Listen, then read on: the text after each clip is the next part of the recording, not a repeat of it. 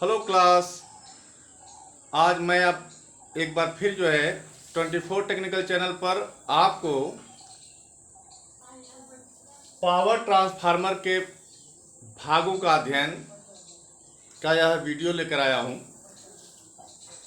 इस वीडियो को अगर ध्यानपूर्वक पावर ट्रांसफार्मर के सभी भागों यानी पार्टों का अध्ययन मेरे साथ करते हैं तो आपको आईटीआई की परीक्षा से लेकर के कंपटीशन में ये बहुत ही सहायक सिद्ध होगा।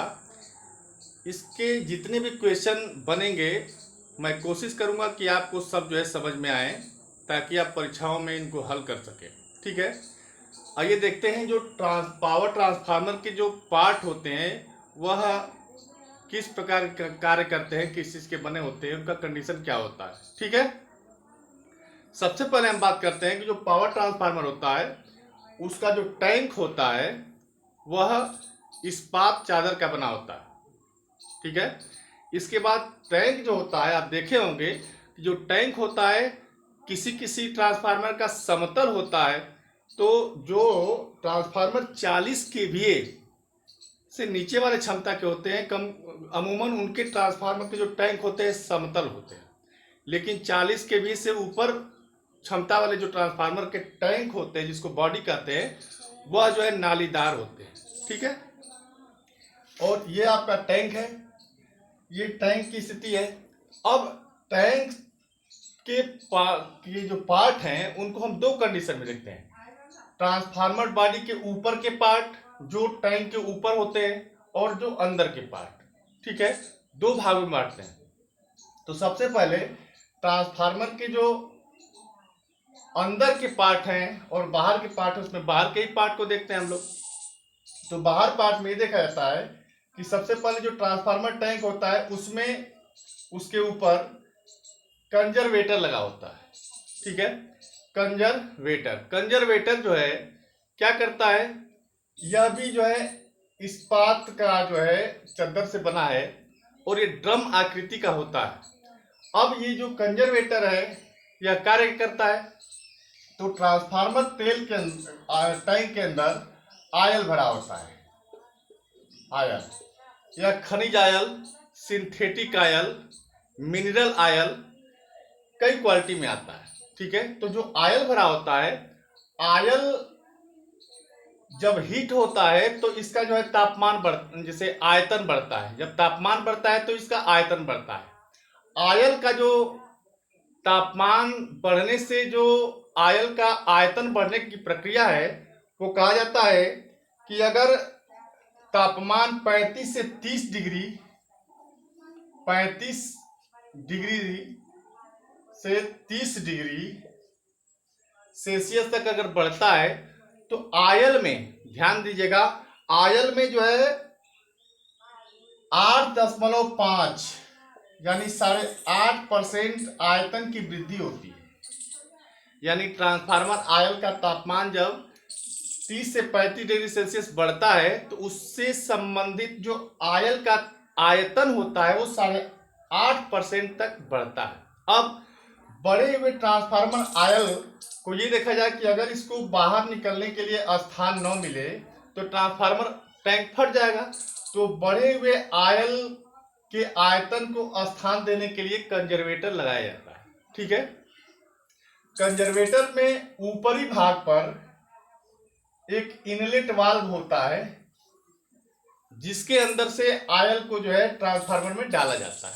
ठीक है, अब कंजर्वेटर में आयल का स्तर इसका 1/2 भाग तक रहता है, यानी आधा भाग तक आयल भरा होता है। ठीक है, अब आयल को मापने के लिए कि आयल का स्तर क्या है, आयल गेज लगा होता है। आयल गेज ट्रांसफार्मर के स्तर को दिखाता है। अगर ट्रांसफार्मर का आयल का स्तर नीचे हो जाए तो उसको पुनः आप आयल उसमें डाल के कंप्लीट करते हैं। ठीक है, किसके द्वारा, इनलेट वाल्व के द्वारा, आयल इनलेट वाल्व इसको कहते हैं। ठीक है, इसके बाद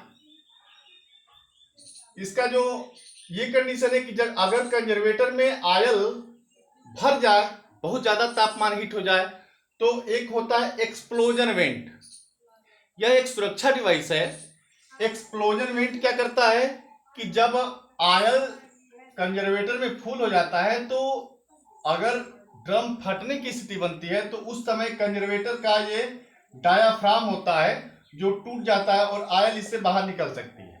ये इमरजेंसी के लिए जो है ट्रांसफार्मर के ऊपर लाया जाता है कि अगर ऐसी डेंजर कंडीशन हो तो आपका एक्सप्लोजन वेंट, इसका नाम क्या है, एक्सप्लोजन वेंट, ठीक है, ऐसी स्थिति में कार्य करता है जब ट्रांसफार्मर का आयल का स्तर इतना बढ़ जाए कि कंजर्वेटर भी फुल हो जाए तो यह जो है इससे आयल डायाफ्राम टूटता है और आयल बाहर निकल जाता है, यानी कि यह एक्सप्लोजन इवेंट एक सुरक्षा युक्ति है। ठीक है, अब आयतन के बढ़ने और घटने से इसमें एयर आती और जाती है। ठीक है, अब ये देखा गया कि जो एयर है वो अगर नमीयुक्त एयर आयल में एंट्री कर जाती है तो आयल दूषित हो जाएगा और ट्रांसफार्मर में क्षति हो जाएगी, क्षति पहुंचाएगा। तो इससे क्या हो गया कि इसके लिए एक युक्ति लगाई गई, कंजर्वेटर से लगा हुआ एक ब्रीथर प्रयोग किया गया। ब्रीदर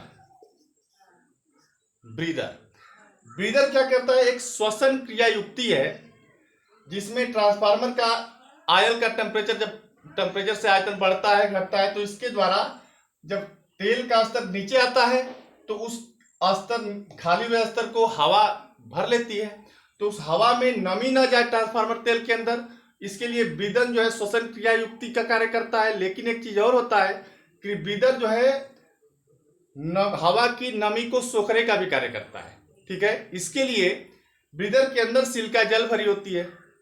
ठीक है, अब सिलिका जेल जो है हवा की उपस्थित नमी को सोख लेती है, जो गुलाबी, पीला, नीला, सफेद कई कलर की होती है। अब आपको ये कमेंट में बताना है, पॉपुलर ये क्वेश्चन है कि सिलिका जेल का रंग हल्का नमी सोखने पर कैसा होता है, पूर्ण नमी सोखने पर कैसा होता है और सामान्य अवस्था में कैसा होता है। ठीक है, ये कमेंट में आप लोग बताएंगे। ठीक है, इसके बाद ब्रीथर श्वसन क्रिया युक्ति है और जो इसमें हवा जब एंट्री करती है तो उसमें उपस्थित नमी को सोखने का काम करता है। ठीक है, इसके बाद देखते हैं कि जो ट्रांसफार्मर का ये टैंक है इसमें बॉडी की एक साइड में आप देखे होंगे कूलिंग पाइप ऐसे गोल गोल आकृति का ऐसे लगा होता है।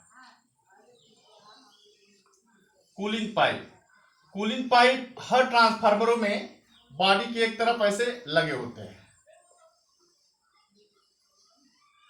कूलिंग पाइप का कार्य क्या होता है, जब ट्रांसफार्मर आयल जब गर्म होता है तो ऊपर चला जाता है और जो ठंडा आयल होता है नीचे आ जाता है। तो इस तरह से कूलिंग पाइप में आयल में एक धारा प्रवाह बनती है। तो जो गर्म आयल होगा वह ऊपर जाता है और ठंडा आयल नीचे आता है। तो इस पाइपों के माध्यम से जब वो एक सर्किट बनाता है, गर्म आयल ऊपर जाता है, ठंडा आयल नीचे आता है, तो उसे कूलिंग पाइपों से हवा टकराती है और वह आयल जो है ठंडा हो जाता है। तो ये इसलिए इसका नाम कूलिंग पाइप रखा गया है।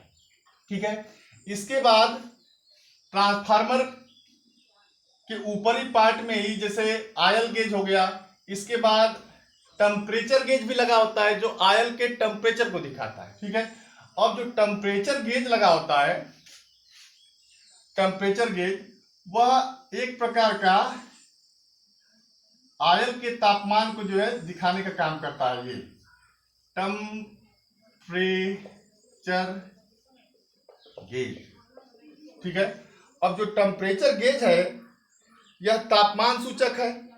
ठीक है, 600 केवीए तक के लिए ध्यान दीजिएगा, 600 केवीए तक के लिए 0 से 120 डिग्री सेल्सियस वाला टेम्परेचर गेज, और 600 से ऊपर के लिए यानी कि 1000 केवीए से ऊपर के लिए 0 से 150 डिग्री सेल्सियस वाला टेम्परेचर गेज प्रयोग होता है। यानी कि 600 केवीए और ये 1000 केवीए के लिए प्रयोग होता है। ठीक, टेम्परेचर गेज। इसके बाद क्या होता है कि अगर ट्रांसफार्मर आयल टैंक से आयल को निकालना है तो हम क्या करते हैं कि इसमें आउटलेट ट्रांसफार्मर को आयल को निकालने के लिए एक लगा होता है, जिससे ट्रांसफार्मर के आयल को निकाल सकते हैं। इसके बाद ये भी होता है कि जो ट्रांसफार्मर है इसमें व्हील भी लगी होती है। अगर नीचे प्रयोग होता है तो उसको एक स्थान से दूसरे स्थान पर ले जाने के लिए, ये सब भी होता है। इसके बाद ट्रांसफार्मर के बाहरी आवरण पर एक नेम प्लेट भी लगा होता है, नेम प्लेट।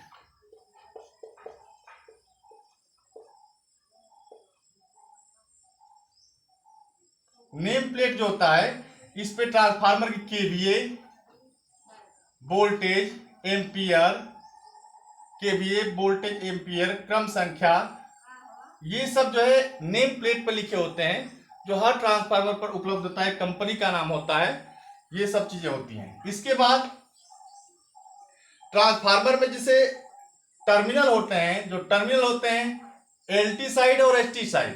तो जो टर्मिनल होते हैं, ठीक है, 4 टर्मिनल होते हैं। तो अगर एचटी साइड टर्मिनल है तो वो ट्रांसफार्मर के ऊपर होता है, एचटी साइड और एलटी साइड। एचटी साइड जो टर्मिनल होते हैं और एलटी साइड, ये टर्मिनल जब बाइंडिंग से, यानी 3 फेज अगर ट्रांसफार्मर है तो बाइंडिंग से कनेक्ट होते हैं। अब ये देखा जाता है कि जो 4 टर्मिनल होते हैं, अगर ट्रांसफार्मर स्टार में जुड़ा है तो उसका न्यूट्रल, एक टर्मिनल न्यूट्रल होता है, ठीक है। न्यूट्रल वाला दाहिने साइड में टर्मिनल होता है, ठीक है। ये आप ध्यान रखेंगे कि जो न्यूट्रल का टर्मिनल होता है ट्रांसफार्मर के ठीक सामने होंगे तो वो दाहिने साइड में होगा, ठीक है। तो वो ये वाला न्यूट्रल हो जाता है, न्यूट्रल, और ये हो जाते हैं R/B। आप जानते हैं कि ट्रांसफार्मर का जो संयोजन होता है बाइंडिंग का, वो स्टार और डेल्टा में होता है। तो ये ट्रांसफार्मरों का एक अलग से संयोजन का वीडियो बना देंगे, जिससे आपको समझ में आएगा कि ट्रांसफार्मर में star, delta, inter star, star भी कई प्रकार के संयोजन होते हैं, वो बाद में हम लोग पढ़ लेंगे, ठीक है। ट्रांसफार्मर आप जानते हैं कि प्राइमरी बाइंडिंग और सेकेंडरी बाइंडिंग 2 प्रकार की बाइंडिंग होती है। तो ये सब चीजें जो है बाद में पढ़ेंगे, पार्टों का अध्ययन कर रहे हैं। अब उसके बाद ट्रांसफार्मर के अंदर के पार्ट में आ रहे हैं। तो ये बाइंडिंग हो गई। बाइंडिंग में फिर क्या होता है कि टेप चेंजर स्विच लगा होता है, एक प्रकार का टेप चेंजर स्विच।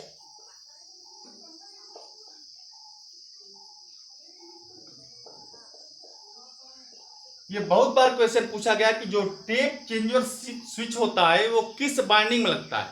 तो सबसे पहली बात ये होती है कि प्राइमरी सेकेंडरी से मतलब नहीं है, यह हाई वोल्टेज बाइंडिंग में लगा होता है। टेप चेंजर स्विच जो है एचटी साइड में लगाया जाता है, ठीक है।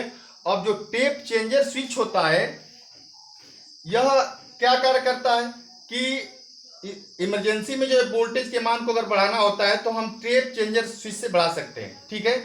टेप चेंजर स्विच के माध्यम से वोल्टेज को 7.5%, 5% और 2.5% तक बढ़ाया जा सकता है, कंडीशन के अनुसार, जैसे टेप चेंजर है उसके अनुसार, ठीक है।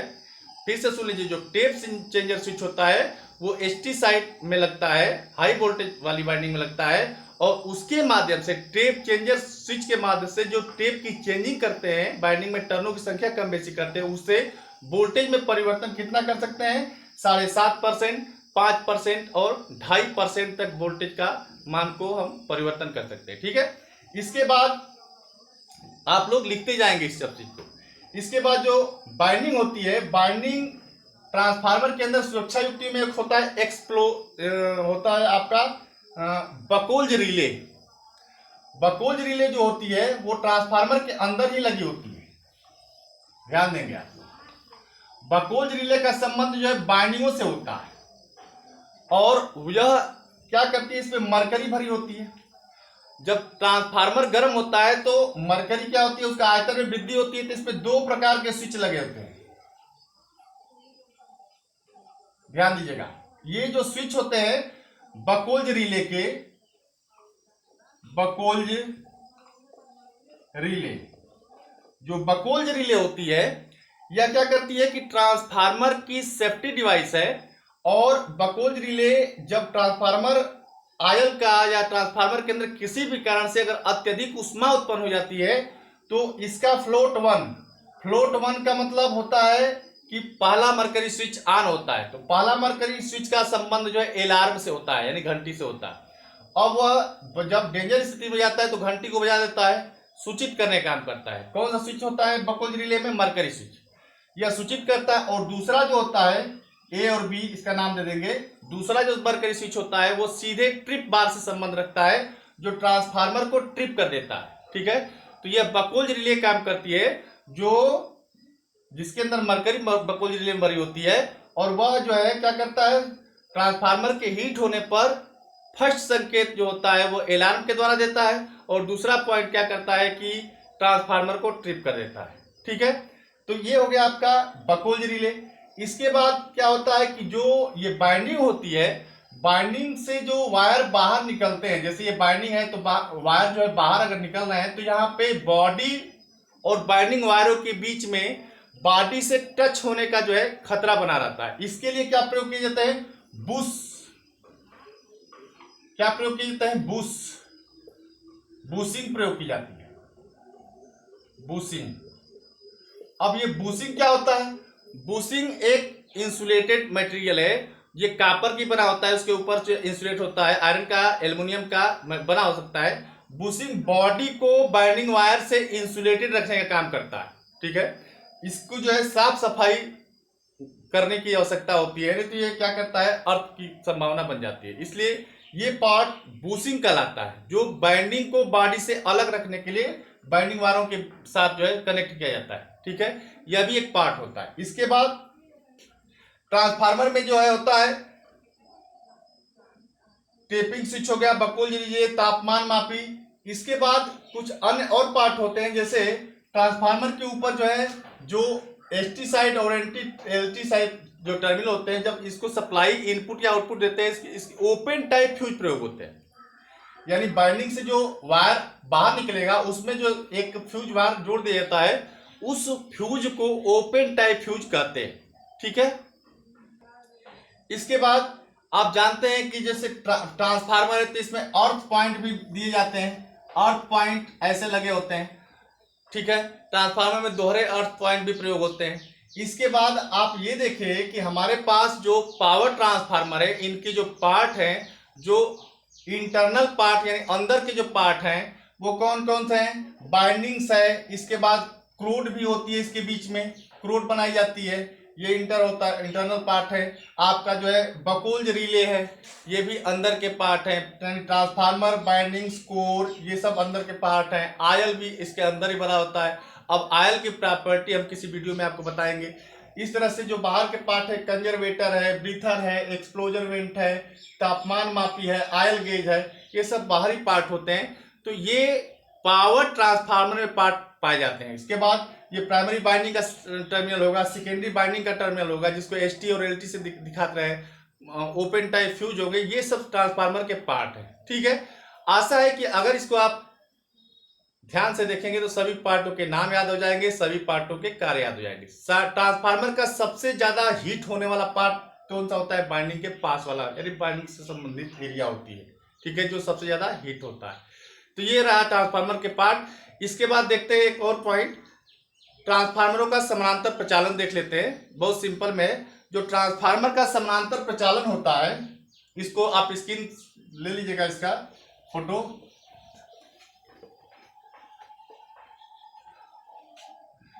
ट्रांसफार्मर के समानांतर प्रचालन में एक चीज आपको ध्यान रखना है, ट्रांसफार्मर का समानांतर प्रचालन क्यों करते हैं, यानी कि एक से अधिक ट्रांसफार्मरों को एक साथ पैरेलल में जोड़ने की क्रिया समानांतर प्रचालन कहलाती है, या पैरेलल ऑपरेशन कहलाती है, ठीक है। पैरेलल ऑपरेशन के लिए बहुत तामझाम नहीं है, यानी कि इसके लिए लाभ ये होता है कि अगर एक या दो या तीन ट्रांसफार्मर एक साथ काम कर रहे होते हैं तो इमरजेंसी में एक ट्रांसफार्मर खराब हो गया तो दूसरे ट्रांसफार्मर से हम इमरजेंसी कार्य कर सकते हैं, ये सब बातें होती है। और लोड जो होता है वो बढ़ जाता है तो ट्रांसफार्मर की दक्षता बढ़ जाती है, उसकी कार्यकारी आयु बढ़ जाती है, ये तमाम चीजें होती हैं ट्रांसफार्मर के समानांतर प्रचालन के लाभ में, ठीक है। हानियां भी होती हैं कि एक ट्रांसफार्मर जब होता है तो उसकी वैल्यू और कई ट्रांसफार्मर है उसकी वैल्यू, तो ये अंतर आता है, हानियों के अंतर्गत ऐसा कुछ आता है, ठीक है। अब क्या करते हैं हम लोग कि जो ट्रांसफार्मर का समानांतर प्रचालन है, इसमें कुछ शर्तें होती हैं, उन शर्तों को देखते हैं, ठीक है। ट्रांसफार्मर के समानांतर में प्रचालन में ये देखा जाता है कि जो ट्रांसफार्मर 3 फेज ट्रांसफार्मर होते हैं, जब उनको बसबार के साथ समानांतर प्रचालन में आप प्रयोग करना चाहते हैं, यानी एक से अधिक ट्रांसफार्मरों को एक साथ प्रयोग करना चाहते हैं, तो उसके लिए आपको कुछ शर्तें होती हैं। जैसे दोनों ट्रांसफार्मरों का वोल्टेज होता है, वोल्टेज ये समान होना चाहिए, दोनों ट्रांसफार्मर का वोल्टेज क्या होना चाहिए, समान होना चाहिए, ठीक है। इसके बाद दूसरा होता है कि ट्रांसफार्मर का फेज क्रम यानी फेज क्रम का मतलब RYB, ये दोनों का क्या होना चाहिए, समान होना चाहिए। तीसरा होता है एम्पीडेंस रेशो, जो एम्पीडेंस रेशो है यह जो है क्या होना चाहिए, समान होना चाहिए। इसके बाद ध्रुवता, चौथा पॉइंट क्या है, ध्रुवता, बहुत इंपॉर्टेंट पॉइंट है। ध्रुवता समान होना चाहिए, यानी कि प्राइमरी बाइंडिंग में उत्पन्न वोल्टेज की दिशा और सेकेंडरी बाइंडिंग में उत्पन्न वोल्टेज की दिशा जो है दोनों ट्रांसफार्मर की क्या होनी चाहिए, समान होनी चाहिए। अगर ये चारों टॉपिक अगर समान है, फिर से देख लीजिए, समान फेज क्रम होना चाहिए, इसके बाद समान वोल्टेज अनुपात होना चाहिए दोनों ट्रांसफार्मर का, समान ध्रुवता होना चाहिए और समान प्रति इकाई एम्पीडेंस भी दोनों ट्रांसफार्मर का समान होना चाहिए, तब आप उस ट्रांसफार्मर को पैरेलल में ऑन कर सकते हैं। ठीक है, अगर ऐसा नहीं होता है तो आप पैरेलल में ऑपरेशन नहीं कर सकते हैं। तो इस प्रकार आज की इस वीडियो में इतना ही। धन्यवाद।